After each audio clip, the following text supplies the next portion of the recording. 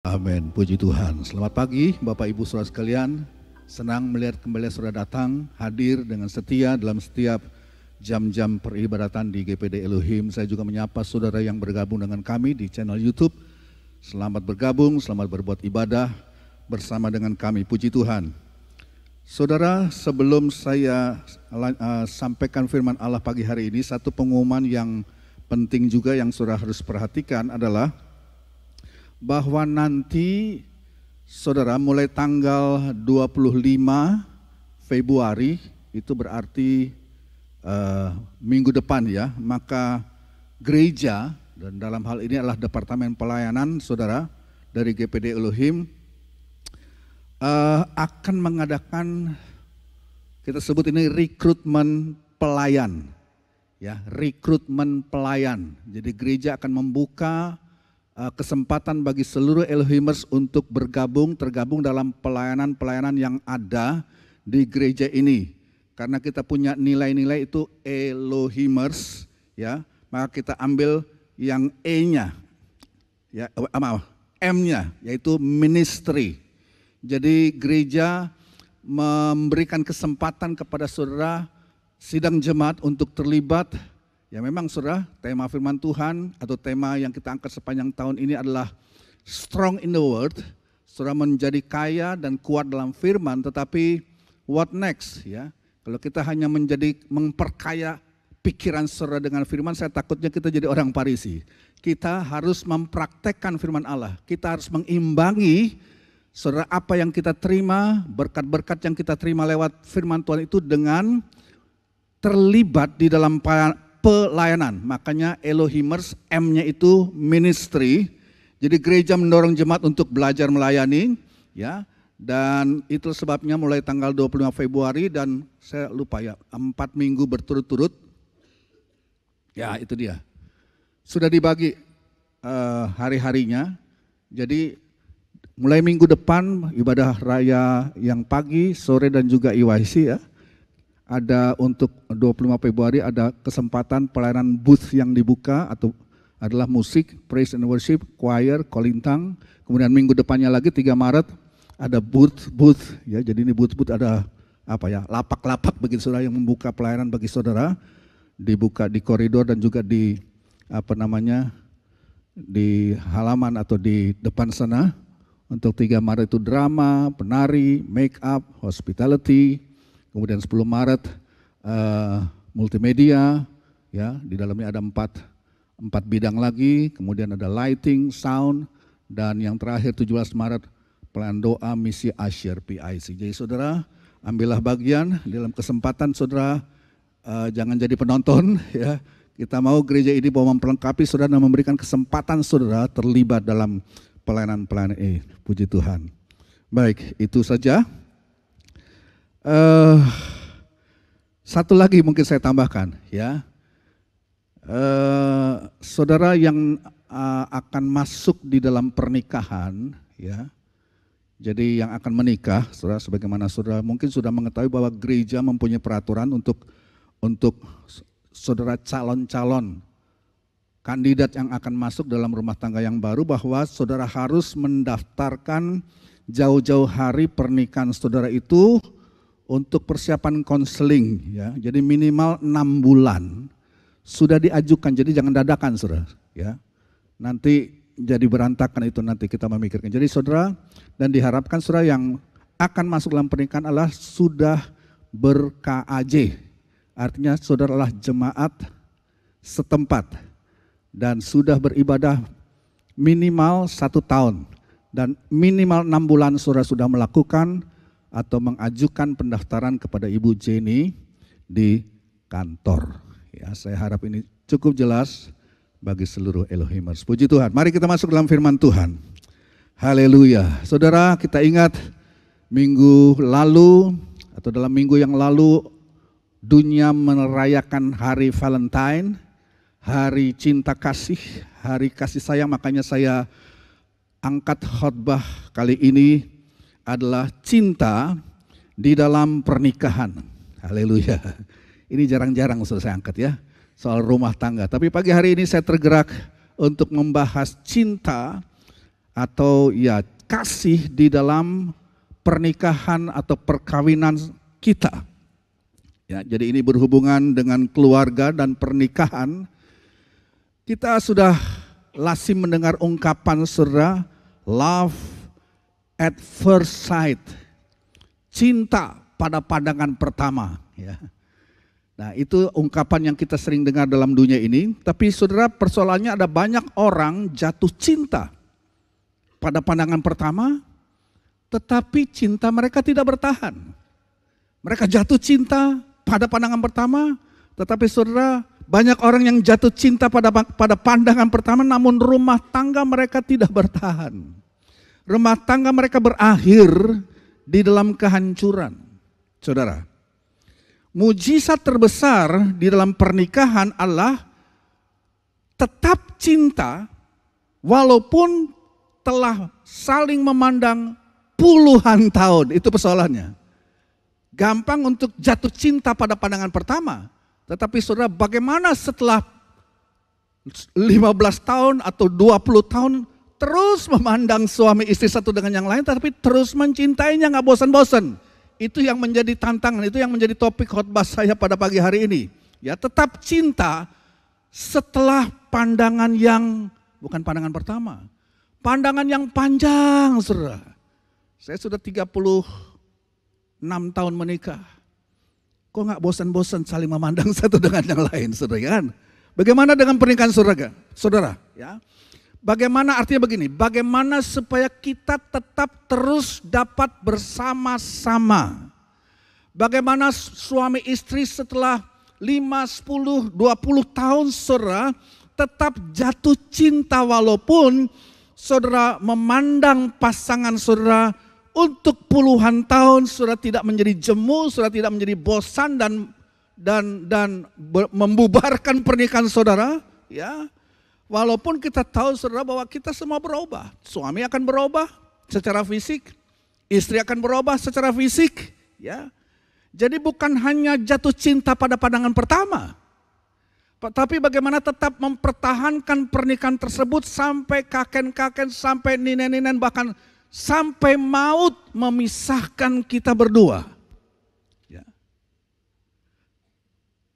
Tetap mencintai suami kita, tetap mencintai istri kita dengan segala kekurangan mereka. Sebab saya yakin tidak ada suami yang sempurna, tidak ada juga istri yang sempurna, tidak ada rumah tangga yang sempurna, saudara. Ya. Tapi pertanyaannya adalah bagaimana kita bisa mempertahankan kasih kita, tetap langgeng, tetap hidup bersama, tetap jatuh cinta, ya. Tetap mencintai, tetap bersama, saling mencintai seperti yang dikehendaki oleh Tuhan. Nah, untuk itu saudara, surat 1 Petrus pasal yang ketiga, Petrus membahas, boleh saya katakan, pasangan suami istri di dalam Alkitab, ya, yaitu pasangan Abraham dan Sarah. Ya. 1 Petrus pasal 3 itu berpusat kepada pasangan yang terkenal ini dalam Alkitab, yaitu Abraham dan Sarah. Ya, saudara. Dan pasangan ini penting untuk kita lihat, untuk kita pelajari, sebab itu disinggung oleh Petrus di 1 Petrus pasal 3. Ya. Nah, saya perlu menggarisbawahi sebagaimana saudara juga sudah mengerti bahwa pasangan Abraham dan Sarah tidak sempurna. Ya. Pasangan Abraham dan Sarah tidak sempurna, saudara. Ya, walaupun kita berpandangan, aduh, Abraham adalah bapak orang percaya, Sarah adalah istrinya, seorang wanita yang cantik, dan kita berpikir bahwa mereka adalah pasangan yang sempurna. Gak ada, saudara. Mereka sangat-sangat tidak sempurna di dalam berumah tangga, nanti kita akan lihat. Dan ini tentu memberikan pengharapan kepada setiap rumah tangga saya dan saudara, karena melihat ada banyak tokoh-tokoh Alkitab juga membentuk rumah tangga mereka, tapi penuh dengan pergumulan. Rumah tangga mereka juga tidak sempurna, termasuk rumah tangga Abraham dan Sarah. Ya. Mereka bukan pasangan yang sempurna. Hidup mereka, keluarga mereka, bukan keluarga yang ideal juga, saudara. Ya. Mereka mengalami pergumulan-pergumulan. Ya. Kalau saya boleh memberikan sedikit catatan tentang hubungan Abraham dan Sarah. Keluarga Abraham dan Sarah saya kira dari awalnya sudah mengalami tekanan di dalam keluarga mereka. Karena kan kita tahu ya, Abraham dan Sarah, ayah dari Abraham itu adalah penyembah berhala. Mereka hidup di tanah Mesopotamia, Ur Kasdim. Mereka mempunyai banyak ilah-ilah dan bapak dari Abraham, bapaknya Abraham, itu penyembah berhala, menyembah banyak dewa-dewa. Jadi waktu Abraham dan Sarah ya mendengar panggilan Tuhan untuk meninggalkan Ur Kasdim, bahwa keluarga Abraham itu mengenal Allah yang benar, pasti walaupun tidak dicatat dalam Alkitab, pasti ada tekanan dong dari keluarga, dari pihak bapak Abraham. So, mereka itu penyembah berhala. Maka mereka berkata, kamu kok menyembah Tuhan yang beda dengan kami? Kamu pergi ke gereja mana dong? Ya, kamu menyembah Tuhan monoteistik, sedangkan kami mempunyai politeisme. Kami mempunyai banyak dewa. Jadi saudara merasa, walaupun tidak tercatat, saya kira ada tekanan tentu saudara dari keluarga berhubungan dengan sesembahan Abraham. Abraham menyembah Allah yang hidup, yang benar. Ya, nanti dia akan menjadi bapak orang percaya, dia akan menjadi bapak bangsa Israel. Dan saudara itu mereka mengalami penekanan atau tekanan sendiri dalam rumah tangga mereka. Ya. Dan kalau kita lihat Abraham dan Sarah juga tidak mempunyai rumah yang tetap, mereka itu nomaden. Ya. Kalau kita mempunyai rumah tetap sudah alamannya jelas. Tapi Abraham dan Sarah hidup berpindah-pindah. Mereka tidak punya rumah tetap. Bayangkan saudara, ya. Nggak tahu 1 tahun mungkin di titik A, kemudian bongkar pasang lagi, pindah lagi ke titik B dan seterusnya. Perjalanan bongkar pasang kemah tentu tidak mudah, ya. Bagi kehidupan berumah tangga, tapi itulah yang dialami oleh Abraham. Pertama, ada tantangan mungkin dari ayahnya yang penyembah berhala. Kedua, rumah tangga mereka tuh nggak punya rumah permanen. Mereka hidup dalam tenda, ya.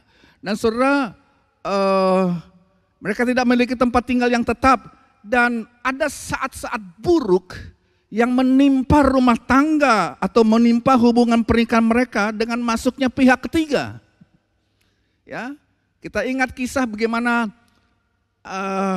Abraham dan Sarah ini stres, kok nggak punya anak, ya.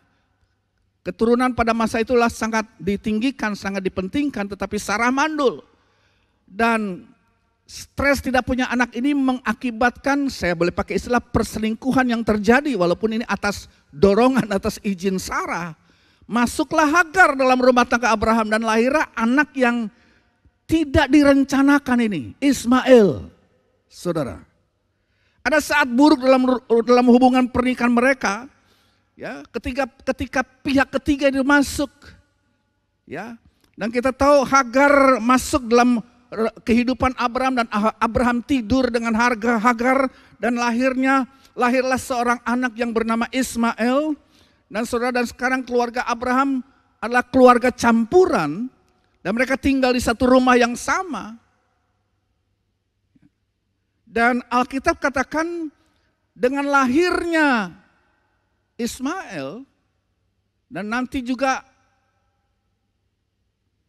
Abraham dan Sarah juga mempunyai anak sungguhan dari hubungan mereka, yaitu Ishak.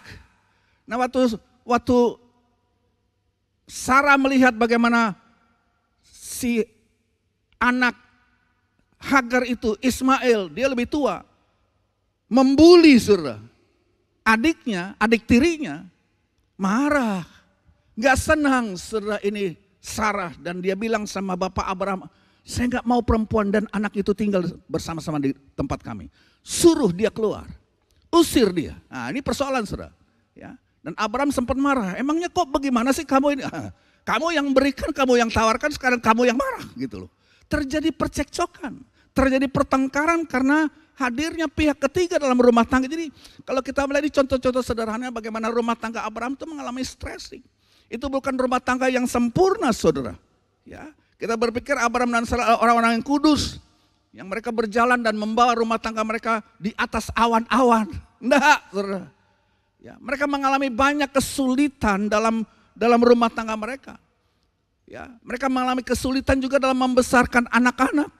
Terjadi perkelahian antara dua anak ini yang berbeda ibu, saudara. Ismail dan Ishak. Dan kita tahu juga bagaimana kita melihat kisah Abraham dan Sarah pergi ke Mesir. Dan Abraham berbohong kepada Raja Mesir. Sebab saya heran, saudara, Sarai istrinya berusia 80 tahun. Tapi masih penampilannya luar biasa. Ya, saudara tentu senanglah mempunyai istri yang walaupun sudah agak-agak di atas umurnya, tapi masih mempunyai penampilan yang Yahud punya, orang Jakarta katakan. Dan itu menarik perhatian seorang Raja Mesir, Firaun Mesir. Nyaris mau dipek, memang sudah mau dipek, dan herannya saudara, apa perkataan Abraham? Harusnya Abraham katakan kepada Raja Mesir, ini istriku jangan coba-coba ganggu, dia pasang badan. Jangan coba-coba ganggu, tetapi yang kita tahu saudara, Abraham takut. Abraham jadi egoistik, dan saudara saya katakan pria bisa menjadi sangat egoistis dan hanya memikirkan keamanan dirinya dan mengorbankan istrinya. Hampir menjadi haram daripada seorang Firaun Mesir. Untung Tuhan campur tangan. Ya, ini hebatnya tuh, Tuhan dalam kemurahannya memelihara keluarga Abraham, mendatangkan tulah kepada Firaun Mesir, saudara. Dan Firaun marah kepada Abraham, kenapa kamu katakan itu adikmu? Nah, saudara, ya. Jadi Abraham ya bilang itu adiknya, harusnya kan dia lindungi. Dan memang betul mungkin saudara, masih ada hubungan seperti itu antara Abraham dan Sarah. Tetapi Abraham separuh berbohong, ya, dia ketakutan, ya, dia egois, saudara. Dan saya pikir, walaupun Tuhan campur tangan dan keluarga Abraham terlepas dari sesuatu yang bisa bikin merusak rancangan Tuhan dan rencana Tuhan dalam rumah tangga mereka. Setelah hal itu terjadi, kira-kira Sarah apa oke-oke aja? Oh ya, nggak apa-apa Abraham, ya. Sarah pasti jengkel, saudara. Kamu bagaimana sih? Ya, kamu bagaimana kok menyerahkan saya kepada Raja Mesir? Saudara, walaupun Tuhan sudah campur tangan, tapi saya pikir Sarah tidak bisa langsung melupakan peristiwa tersebut. Dia tentu tidak akan berkata, mari gak apa-apa kamu sudah nyaris menjual saya kepada Raja Mesir. Mari sini sayangku, aku mengampuni kamu, tak cium kamu. Gak kayak begitu saudara, pasti ini istri marah. Pasti Sarah tidak senang dengan perlakuan Abraham terhadap dirinya. Mengapa engkau tidak bertanggung jawab? Mengapa engkau tidak mengcover saya? Mengapa engkau tidak melindungi saya? Barangkali kira-kira seperti itu. Sarah tidak bisa langsung menerima, saya kira saudara. Ya. Saya rasa Sarah itu kesal. Jadi saudara, Abraham yang Alkitab beri titel Bapak orang percaya, dia juga tidak sempurna. Rumah tangganya tidak sempurna. Mereka mengalami, dan saya senang saudara bahwa rumah tangga ini mengalami musim-musim dalam pernikahan mereka bersama-sama. Mereka mengalami usia muda dalam pernikahan mereka. Mereka mengalami usia paruh baya atau usia pertengahan dalam rumah tangga mereka. Dan mereka mengalami usia lanjut, dan tiga tahap pernikahan ini diceritakan dalam Alkitab. Ya. Kalau ada orang berkata bahwa pasangan di usia muda memandang ke depan, ya kan. Tapi pasangan usia lanjut menengok ke belakang, gitu kan. Pasangan usia muda memandang ke depan, pasangan usia lanjut menengok ke belakang. Pasangan usia pertengahan penuh dengan tekanan malah. Enggak melihat ke depan, enggak melihat ke belakang, tapi mereka bergumul dengan kehidupan, tantangan kehidupan mereka sehari-hari. Jadi saudara, tapi saya senang memang ada musim-musim di dalam perjalanan keluarga Abraham. Ya. Abraham menjalani pasangan usia muda, kemudian pasangan paruh baya, dan kemudian Alkitab menceritakan bagaimana pernikahan mereka mencapai usia tua. Ya, Abraham sudah berusia 100 tahun dan Sarah sekian tahun, dan baru Allah memberikan anak kepada mereka. Jadi saudara, Abraham melewati masa muda bersama-sama, melewati masa pertengahan rumah tangga mereka bersama-sama, tetap bersama-sama. Ini yang saya senang. Walaupun mereka melewati tahapan pergumulan pernikahan mereka dari muda, masa pertengahan sampai masa lanjut usia, mereka tetap bersama-sama. Itu penting. Rumah tangga kita tidak sempurna, tapi biarlah saudara melewati musim-musim kehidupan dalam rumah tanggamu, komitmen saudara untuk tetap bersama-sama itu terus kita pegang. Rumah tangga kita tidak sempurna saudara, tapi marilah kita melewati masa-masa kehidupan bersuami dan beristri ini. Di masa muda, di masa pertengahan, dan di masa tua. Tetap bersama-sama. Dan kita lihat ini rumah tangga berhasil juga sampai ke akhir. Walaupun melewati banyak pergumulan. Ya. Jadi memang tidak ada rumah tangga yang sempurna. Abraham tidak memiliki pernikahan yang sempurna. Ya. Keluarga Abraham berhadapan dengan segala macam situasi. Ada pihak ketiga lagi yang masuk, saudara, mengalami kesulitan dalam membesarkan anak. Ada komplikasi terjadi dalam keluarga dengan masuknya Hagar. Tetapi pada akhirnya dengan kemurahan Tuhan mereka berhasil. Pernikahan mereka bertahan, saudara, sampai usia lanjut. Dan pernikahan mereka juga diberkati oleh Tuhan. Nah ini mungkin yang diangkat oleh Rasul Petrus di 1 Petrus pasal 3. Makanya dengan cepat saya mau memberikan, nah saya kira ini bukan perkara-perkara yang baru ya. Khotbah ini merupakan bukan sesuatu yang baru saya kira bagi saudara. Tapi sebaiknya juga kita mengingat kembali ya. Di 1 Petrus pasal 3 Rasul Petrus menyinggung tentang Sarah dan Abraham. Nah saya memberikan dengan cepat 7 hal. 7 hal yang disinggung di sini saudara di 1 Petrus pasal 3 tentang rumah tangga atau hal yang harus ada di dalam rumah tangga kita juga. Sebagaimana yang juga terwujud dalam rumah tangga Abraham dan Sarah. 1 Petrus pasal 3 di ayat yang ke-7, saudara garis bawah ini yang pertama. Petrus menulis tentang teman pewaris kasih karunia Allah. Ini bicara tentang apa? Ini yang pertama. Pasangan kita, istri kita adalah teman pewaris kasih karunia Allah menurut Petrus. Jadi ini berbicara tentang bagaimana Abraham dan Sarah adalah pewaris dari anugerah kemurahan Allah dalam kehidupan mereka berumah tangga. Gitu. Artinya begini saudara. Dua-dua orang ini, Abraham dan Sarah adalah orang-orang yang beriman, percaya kepada Tuhan. Mereka sama-sama mengalami apa yang namanya anugerah Allah dalam kehidupan mereka. Mereka adalah orang-orang yang percaya, mereka adalah orang-orang yang beriman. Ya, jadi sangat jelas Alkitab mengatakan bahwa mereka memiliki iman yang kuat, mereka memiliki kasih karunia Allah. Sebab dikatakan mereka teman pewaris kasih karunia Allah. Ya.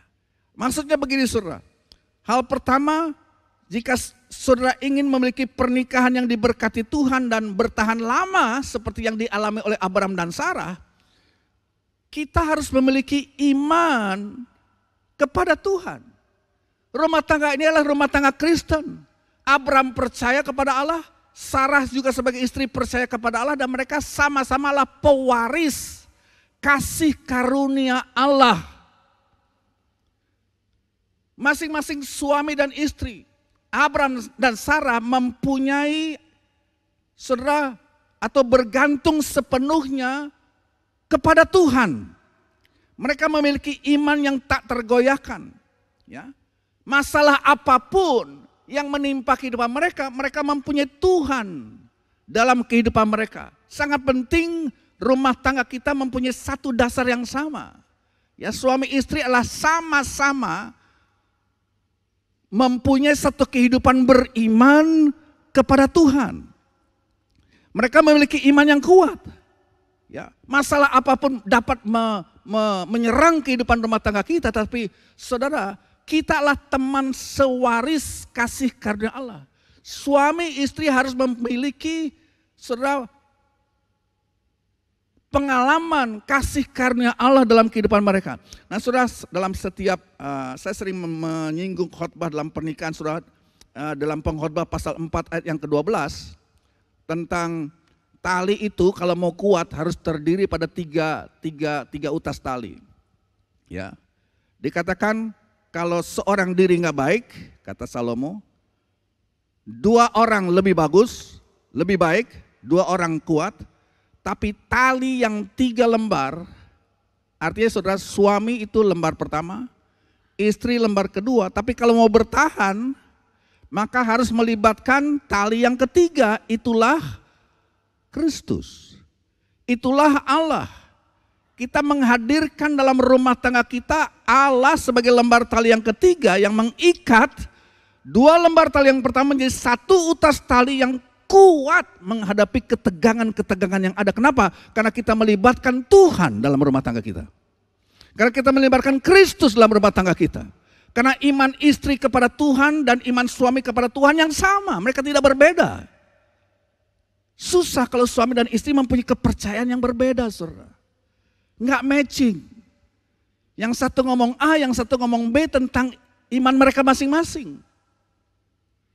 Ya, jadi inilah yang dikatakan mereka lah teman sewaris kasih karunia Allah.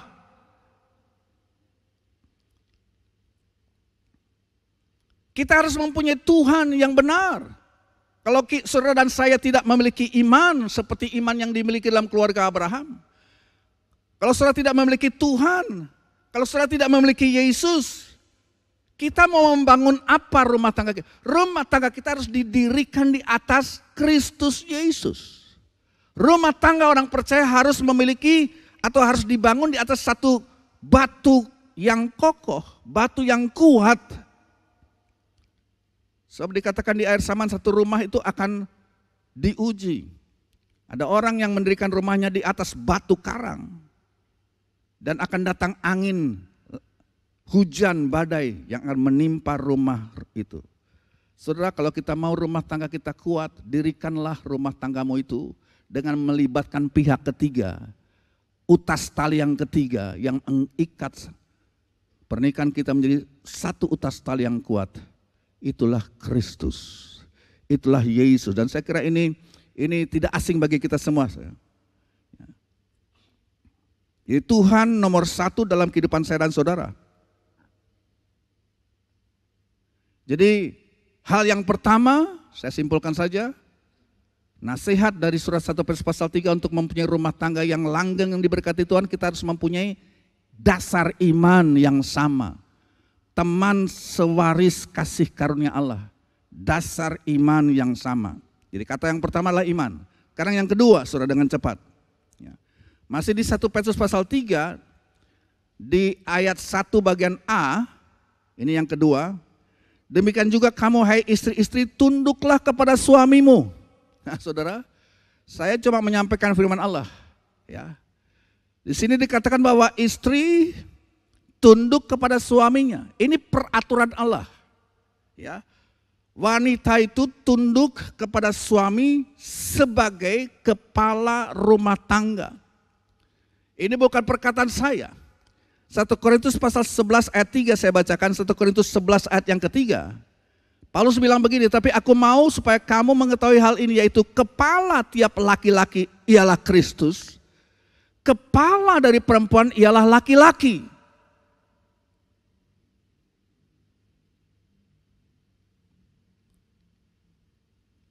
Saya kira mungkin ada di zaman sekarang yang serba modern di mana wanita juga berjuang mempertahankan hak-hak mereka karena mereka merasa ditindas, dan ini banyak terjadi di Amerika, saudara, ya, di mana terjadi perlawanan daripada pihak wanita karena para pria sudah mendominasi kehidupan mereka, sudah seperti memperbudak. Nah, memang ada salahnya, saudara.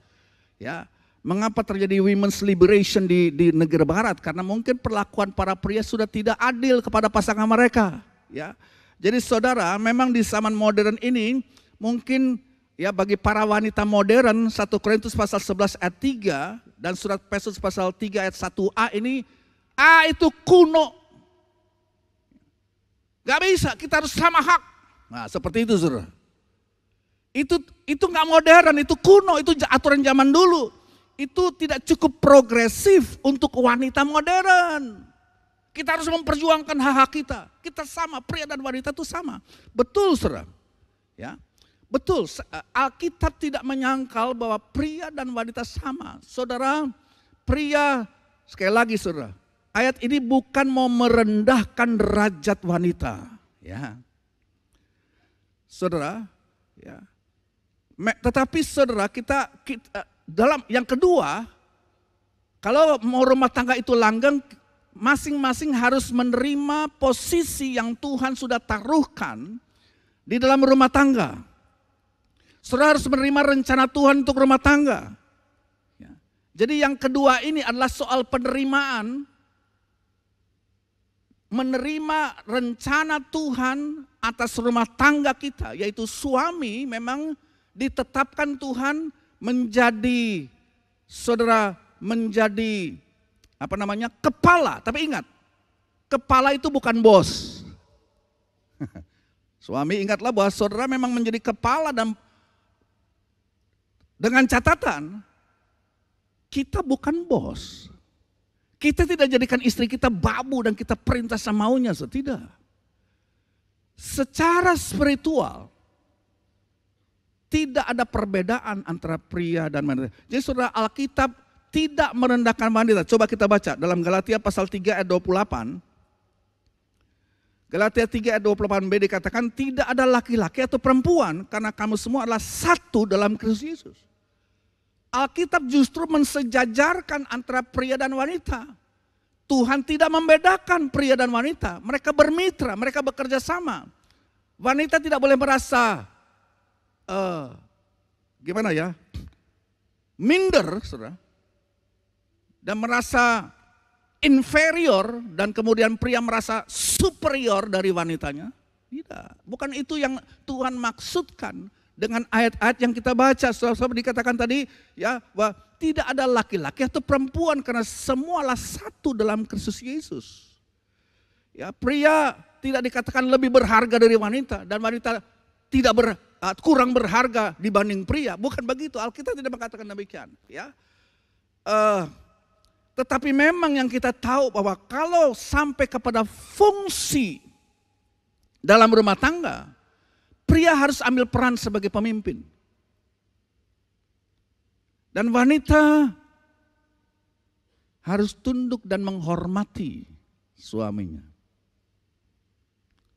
Pria dikatakan, saudara, adalah kepala tapi bukan bos. Artinya begini saudara. Pria diangkat Tuhan sebagai kepala rumah tangga, itu berarti tanggung jawab saudara justru sangat besar. Tuhan akan menuntut tanggung jawab kepada kita para pria tentang keutuhan rumah tanggamu. Ya, jadi bukan perkara menjadi bos dan lebih tinggi dari wanita, enggak. Saya kira beban yang Tuhan taruhkan kepada kita para pria untuk menjadi pemimpin dalam rumah tangga seperti Yesus Kristus adalah kepala dari gerejanya, itu satu tanggung jawab yang besar, saudara. Satu tanggung jawab yang tidak mudah, saudara. Kita harus sungguh-sungguh berseru dan berdoa, Tuhan berikan saya kemampuan untuk menjadi seorang pemimpin yang boleh menjadi contoh dan panutan. Pemimpin yang memikul salib dan memberikan contoh kepada istri kita dan kepada anak kita tentang bagaimana menyangkal diri. Itu pemimpin yang benar. Bukan bagaimana menjadi bos dan memerintah dalam rumah tangga seenaknya kita. Bukan demikian, saudara. Ya, kita memiliki tanggung jawab yang lebih besar dalam rumah tangga ini. Kalau rumah tangga kita mandek, kalau rumah tangga kita, saudara, macet, yang Tuhan akan tanya lebih dulu adalah suami. Kenapa begitu? Sebab di Taman Eden kalau kita lihat, yang dipanggil pertama waktu terjadi persoalan dosa masuk dalam rumah tangga yang pertama bukan Hawa. Walaupun Hawa yang melanggar, Hawa yang salah kok. Tapi yang dipanggil adalah suami. Allah minta pertanggungjawaban kepada suami sebab dia adalah kepala. Jadi sebagai kepala bukan berarti kita jadi bos, kita bertanggung jawab. Mau dibawa kemana ini rumah tangga? Jika saudara dan saya sebagai suami membiarkan rumah tangga kita hancur. Rumah tangga hancur bukan hanya kesalahan istri. Tuhan akan minta tanggung jawab besar dari saya dan saudara para suami yang Tuhan angkat menjadi kepala dalam rumah tanggamu. Jadi bagian yang kedua adalah masing-masing menghargai peran yang Tuhan taruhkan dalam rumah tangga. Istri menghargai peran suami sebagai kepala yang Tuhan taruhkan dalam rumah tangga. Jadi yang pertama adalah iman, yang kedua adalah memahami peran masing-masing dan menerima peran pasangan masing-masing dalam rumah tangga. Di mana suami Tuhan percayakan Allah menjadi kepala karena kepadanya diberikan tugas tanggung jawab yang besar. Yang ketiga, saudara, di 1 Petrus pasal yang ketiga, tadi kembali garis bawahi kata teman pewaris. Ya. Nah ini berhubungan dengan kata kepuasan. Teman pewaris atau pewaris bersama. Kita sedang mempelajari kehidupan Abraham dan Sarah. Abraham dan Sarah memiliki kepuasan di dalam rumah tangga mereka. Artinya begini, kalau saudara perhatikan rumah tangga Abraham pada awalnya, mereka tidak terlalu kaya juga. Ketika mereka memulai rumah tangga mereka apa adanya, mereka tidak kaya. Tapi sekarang pada usia lanjut kehidupan Abraham dan Sarah keluarga ini sangat-sangat kaya dan sangat-sangat diberkati Tuhan. Ya, Alkitab mengatakan bahwa mereka memiliki banyak ternak, ada emas, perak, tanah, ada harta pokoknya. Mereka sangat kaya di usia lanjut mereka. Ya. Tetapi ketika mereka memulai rumah tangga mereka mungkin pas-pasan, saudara. Ya. Jadi begini saudara, Abraham dan Sarah kesimpulannya mereka sudah belajar untuk memiliki merasa puas dengan apa yang Tuhan berikan. Itu yang dimaknakan dengan menjadi teman pewaris. Artinya mereka sudah belajar rahasia merasa cukup, merasa puas dengan apa yang mereka miliki. Artinya begini saudara, Alkitab mengatakan mereka adalah teman pewaris, artinya pewaris bersama dari semua pemberian kasih karunia Allah. Artinya saudara, mungkin rumah tanggamu pada awalnya pas-pasan, saudara harus puas. Artinya begini saudara, saudara memiliki suami, saudara memiliki istri, saudara memiliki Tuhan dalam rumah tanggamu, saudara memiliki makanan, saudara memiliki pakaian, saudara memiliki minuman, dan itu adalah warisan lah bisa katakan, sesuatu yang Tuhan berikan dan kita harus menghitung berkat-berkat kita dan merasa puas dengan itu. Banyak rumah tangga nggak puas dengan keadaan yang mereka terima. Mereka tidak puas dengan istri mereka, mereka tidak puas dengan suami mereka tidak puas dengan apa yang ada dalam rumah tangga mereka. Setelah lagu lama berkata, count your blessing one by one. Hitung berkatmu satu persatu. Dan biarlah saudara merasa puas dengan apa yang Tuhan berikan. Kita punya suami, kita punya istri, dan kita punya berkat-berkat Tuhan. Pada awalnya Abraham mulai dengan pas-pasan, tapi pada usia lanjut diberkati Tuhan dengan luar biasa. Dengan tetap pasangan yang sama, dengan suami yang sama, dengan istri yang sama, tapi dengan kekayaan yang berkelimpahan. Dan saudara, saya mau bilang begini, kita hidup di zaman sekarang dengan masyarakat yang materialistik. Masyarakat yang tidak pernah merasa puas. Iklan-iklan saudara di TV, di mass media, sangat-sangat menggoda kita untuk tidak pernah merasa puas dengan apa yang ada, saudara. Kita hidup di bawah tekanan keuangan. Tapi saya kira tidak demikian dengan keluarga Abraham. Mereka lah teman sewaris. Mereka bersyukur untuk apa yang Tuhan memberikan kepada mereka. Tuhan memberikan istri Sarah yang cantik untuk Abraham. Dan kepada Sarah Tuhan memberikan Abraham dan memberikan berkat-berkat secara financial sedikit demi sedikit sampai di usia lanjut mereka sangat kaya. Mereka mulai dengan puas dengan apa yang ada. Saya bacakan saudara 1 Timotius pasal 6. Ya, makanya kalau kita baca 1 Timotius pasal 6 ayat 8, Paulus kasih nasihat, asal ada makanan dan pakaian cukuplah. Ya. Dalam rumah tangga Abraham dan Sarah mereka merasa cukup dengan apa yang ada. Mereka teman pewaris dari kasih karunia Allah. Rumah tangga mereka dilimpah dengan kasih karunia Allah dan mereka bersyukur untuk apa yang Tuhan berikan. Mereka bersyukur dengan suami yang Tuhan berikan. Mereka bersyukur dengan istri yang mereka berikan, yang Tuhan berikan. Dan mereka bersyukur dengan apa yang ada. Paulus kasih nasihat 1 Timotius 6 ayat 8, baiknya kita baca dari ayat 6 saja. 1 Timotius 6 ayat 6. Memang ibadah itu kalau disertai rasa cukup memberi keuntungan besar. Sebab kita tidak membawa sesuatu apa ke dalam dunia dan kita pun tidak dapat membawa apa-apa keluar. Dan sampailah ke ayat yang ke-8. Asal ada makanan dan pakaian cukuplah, kata Paulus. Nah ayat 9, tetapi mereka yang ingin kaya terjatuh ke dalam Tuhan bukan anti kekayaan. Tapi ada orang yang tidak puas dengan keberadaan rumah tangganya. Dan mereka mengejar uang, mereka ingin kaya terjatuh ke dalam pencobaan, ke dalam jerat dan ke dalam berbagai-bagai nafsu yang hampa dan yang mencelakakan, yang menenggelamkan manusia ke dalam keruntuhan dan kebinasaan. Karena akar segala kejahatan adalah cinta uang. Sebab oleh memburu uanglah beberapa orang telah menyimpang dari iman dan menyiksa dirinya dengan berbagai-bagai duka. Nah saudara, bukan berarti memiliki lebih dari cukup itu salah, enggak. Ya. Jelas saudara dalam kitab Ulangan saudara dikatakan bahwa Tuhan senang melihat hamba-hambanya itu prosper. Jadi kan salah saudara. Tuhan senang melihat anak-anak Tuhan itu hidup makmur. Itu ada ayatnya dalam kitab Ulangan.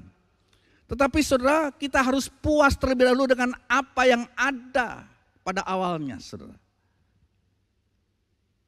Kalau saudara memiliki lebih dari cukup, saya senang. Saya sebagai gembala pasti senang. Ini doa kami supaya sidang jemaat diberkati Tuhan. Kalau saudara memiliki kendaraan, memiliki mobil, memiliki rumah, lebih dari satu, saya bersyukur. Saya berterima kasih, saya senang. Ya. Kalau saudara memiliki segala sesuatu yang dapat saudara beli dengan uang berkat Tuhan, kami senang. Sebab memang tadi saya sudah katakan dalam kitab Ulangan, Tuhan bersuka cita di dalam kemakmuran hamba-hambanya. Tapi, ya ini, ada bahaya kita tidak pernah merasa cukup. Istri tidak pernah merasa cukup dan suami tidak pernah merasa cukup. Akhirnya, terjadilah kesusahan dalam hidup ini. Jika saudara tidak pernah merasa berbahagia dan merasa puas dan cukup dengan istrimu, dengan apa yang ada yang Tuhan berikan.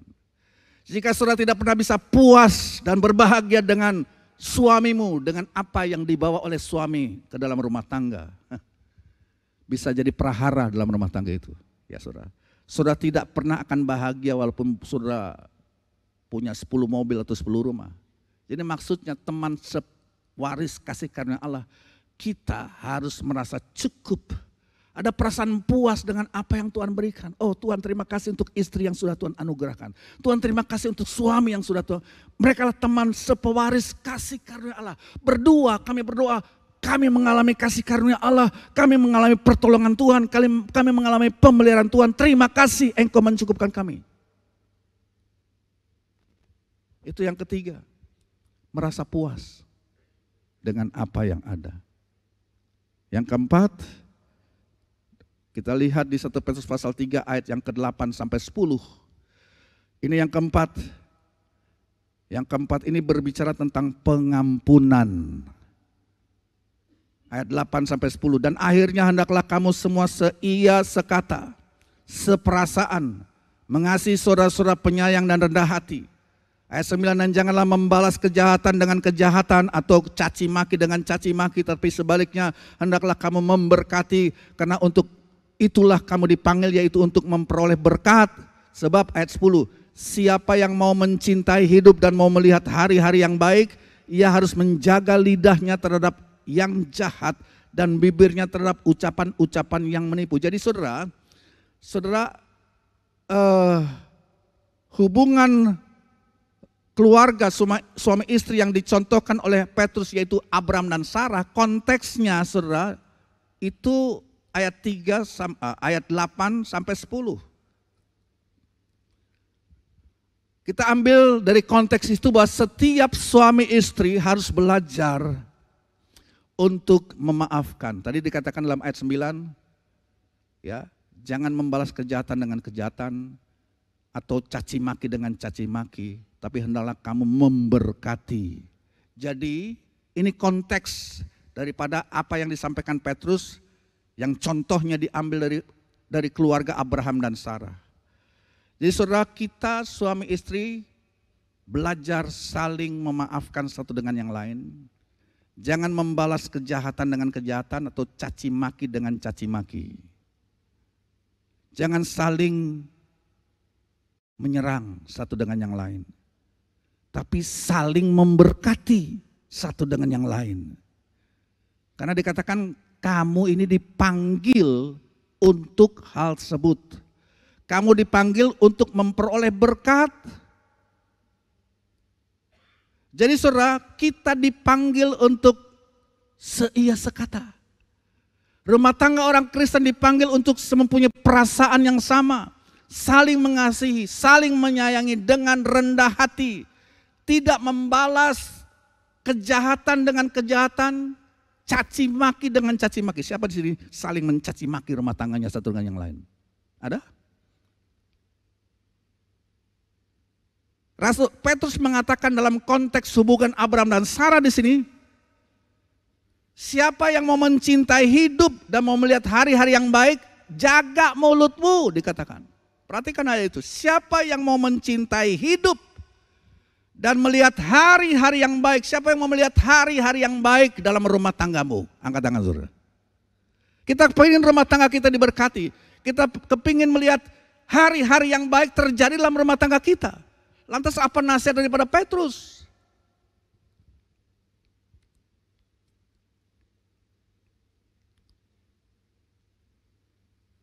Saudara bisa catat Ulangan pasal 11 ayat 21. Itu dalam terjemahan bahasa Inggris, surga di bumi bagi rumah tangga kita. Betul-betul ada yang namanya surga di bumi. Memang dalam terjemahan bahasa Inggris dikatakan as the days of heaven upon the earth. Tuhan berjanji memberkati rumah tangga bangsa Israel, saudara. Seperti surga di bumi dalam hari-hari rumah tanggamu. Tapi persyaratannya sekali lagi kita lihat, ya, siapa yang ingin membangun dan mencintai hidup, melihat hari-hari yang baik. Dikatakan dalam ayat 9, saya bacakan lagi, ya. Jangan membalas kejahatan dengan kejahatan. Jangan caci maki dengan caci maki. Tapi sebaliknya hendaklah kamu memberkati. Jadi saudara, kita diajar di sini ada suami istri, jangan ngomong kasar satu dengan yang lain. Tapi memberkati satu dengan yang lain, saudara. Saudara tahu nggak? Sebuah rumah, kita nggak bicara rumah, saya berikan ambil contoh fisik. Rumah fisik. Itu hancurnya bukan dengan gempa bumi. Memang ada hancur rumah itu karena gempa bumi atau karena angin ribut atau banjir bisa, tapi tidak umum, ya. Saudara tahu apa yang menghancurkan rumah? Bukan tornado, bukan angin ribut, bukan gempa bumi, tetapi apa? Hal yang kecil yang kita biarkan. Rayap. Rayap, saudara. Nggak ada gempa bumi, kita belum mengalami tornado gempa bumi, nggak ada. Tapi rayap, saudara. Kalau kita biarin tuh gerogotin, rumah itu jadi lapuk. Nah, ada rayap-rayap. Ya, yang coba menggerogoti rumah tangga saudara apa? Tadi yang sudah dibicarakan. Kepahitan. Ya, ketidakmauan untuk memaafkan satu dengan yang lain. Memaki satu dengan yang lain. Tidak memberkati, saudara. Itu rayap kecil yang terus dibiarkan menghancurkan rumah tangga kita. Kita buang itu, sebab itu bukan apa yang diajarkan oleh Alkitab dalam contoh kehidupan Abraham dan Sarah. Menyimpan dendam, membalas kejahatan dengan kejahatan, caci maki, menyerang satu dengan yang lain. Saudara, kita menjalani kehidupan katanya ada 3 tingkat.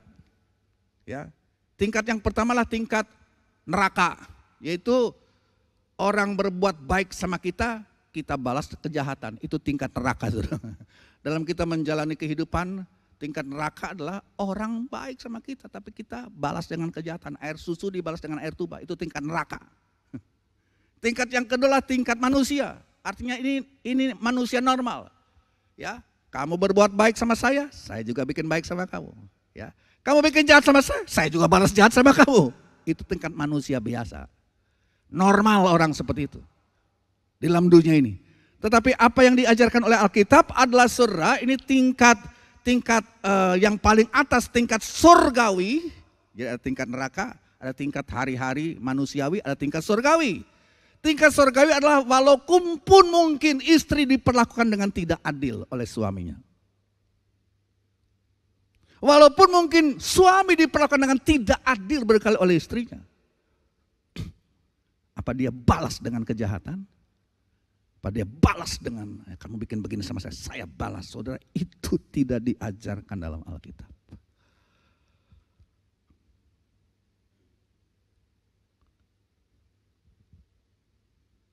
Kita malah memberkati, katanya kita harus memberkati mereka. Wow, memang tidak mudah, saya tahu ini saudara, tidak mudah apalagi dalam hubungan pernikahan. Tapi rahasia daripada rumah tangga kita tidak sempurna, rumah tangga Abraham juga tidak sempurna. Mereka mengalami dari masa muda, masa pertengahan sampai usia lanjut, musim-musim dalam kehidupan mereka, tapi mereka tetap eksis, rumah tangga mereka tetap eksis. Rahasianya apa? Ya seperti apa yang diajarkan oleh Rasul Petrus di 1 Petrus pasal 3 ini. Oke, kamu berbuat tidak adil sama saya, awas, saya dendam, akan saya balas semua. Seperti yang terjadi. Dan emang dalam hubungan suami istri ini sangat peka. Ya, hubungan yang paling peka, saudara, kalau orang lain bikin sakit sama kita, ya bisa lah. Tapi kalau suami atau istri, orang yang paling dekat lantas memperlakukan saudara dengan tidak adil, kita cenderung kecewa, cenderung marah, dan kita cenderung menjadi dendam dan kepingin membalas itu semua. Tetapi sekali lagi saudara, itu tidak diajarkan dalam Alkitab. Rayap-rayap yang seperti itu saudara, kalau diizinkan terus, ya kita tidak bisa memaafkan, kita membalas kejahatan atau caci maki dengan itu akan merusak dan menghancurkan rumah tanggamu. Itu yang keempat. Saya harus cepat. Yang kelima, di 1 Petrus pasal 3 ayat 10, ini komunikasi namanya. 1 Petrus 3 ayat 10 adalah komunikasi dalam rumah tangga. Siapa yang mau mencintai hidup dan mau melihat hari-hari baik, ya. Jadi saudara, rumah tangga kita kepingin melihat hari-hari yang baik dalam hidup kita berumah tangga. Ia harus menjaga lidahnya terhadap yang jahat dan bibirnya terhadap ucapan-ucapan yang menipu. Ini bicara tentang komunikasi, berbicara dengan lidah kita. Nah saudara, Abraham dan Sarah itu beda. Abraham sebagai suami beda dengan Sarah sebagai istri. Ya, jadi pria dan wanita itu beda. Cara berkomunikasinya juga beda. Katanya orang pernah menyelidiki kalau istri dia butuh 50.000 kata-kata satu hari. Oh, saudara. Itu di kantor. Di rumah tambah 50.000 lagi. Saudara. 100.000. Laki-laki nggak perlu begitu. Sebab laki-laki menurut penyidikan cuma butuh katanya 20.000 kata-kata. Saya perhatikan ya, kalau dari anak kecil aja deh, anak kecil, ya anak umur 5 tahun, waktu mereka berinteraksi satu dengan yang lain, ada beda antara anak kecil perempuan dan anak kecil laki-laki. Anak kecil perempuan sudah ngomongnya banyak, perbenaran katanya sudah banyak, sudah mereka membangun relationship satu dengan yang lain, masak-masakan, bikin ini, mereka sudah berkata-kata satu dengan. Tapi laki-laki beda, sudah. Kata-kata mereka terbatas. Mereka pegang senapan, pesol-pesolan dan ngomongin cuma begini, dor, der, cis, cia, cuma begitu aja. Itu pria. Memang beda, saudara. Nah seringkali perbedaan dalam berkomunikasi ini menjadikan masalah.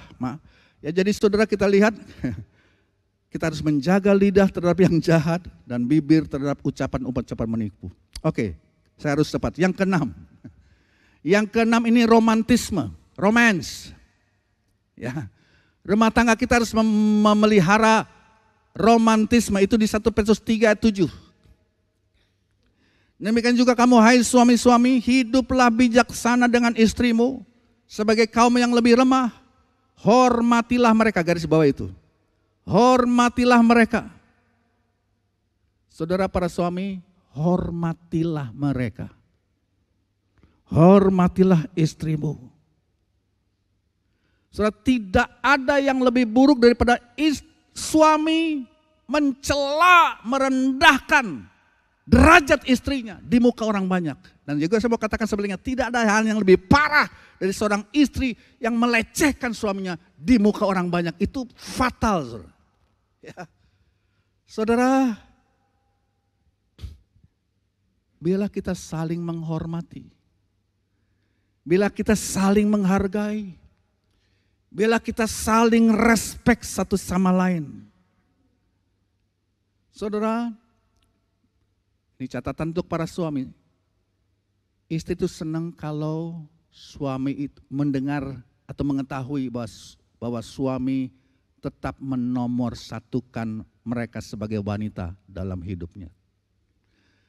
Ya, para wanita itu akan sangat puas kalau tahu bahwa suami mereka menjadikan diri mereka, menjadikan istri itu sebagai wanita nomor 1 dalam hidupnya. Sebab pria kita dikelilingi banyak wanita.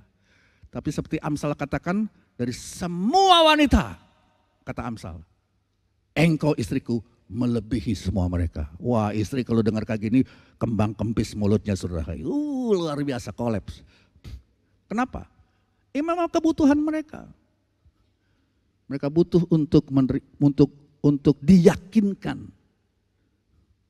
bahwa dalam relung hati kita para suami tidak ada wanita lain. Ini kalau mereka tahu dan saudara komunikasikan ini kepada istrimu, mereka akan terbuka hati kepada saudara. Ya. Tapi sebaliknya juga betul saudara. Jadi suami itu harus saling memuji satu dengan yang lain. Jangan nguelek-nguelek satu dengan yang lain. Saya pernah melihat seorang istri, ini istri hamba Tuhan lagi saudara. Memang suaminya tidak sempurna, bahasa Inggrisnya nggak sempurna, salah-salah. Istrinya berdiri di muka orang banyak bilang, goblok kamu goblok. Katanya, ya ampun saudara, minder suaminya langsung. Terjun bebas dia, nggak pede dia suami yang tidak percaya diri. Jadi kita perlu memberikan lebih banyak pujian satu dengan yang lain. Istri juga di pihak lain harus, kita para suami senang dikagumi. Kita senang dikagumi.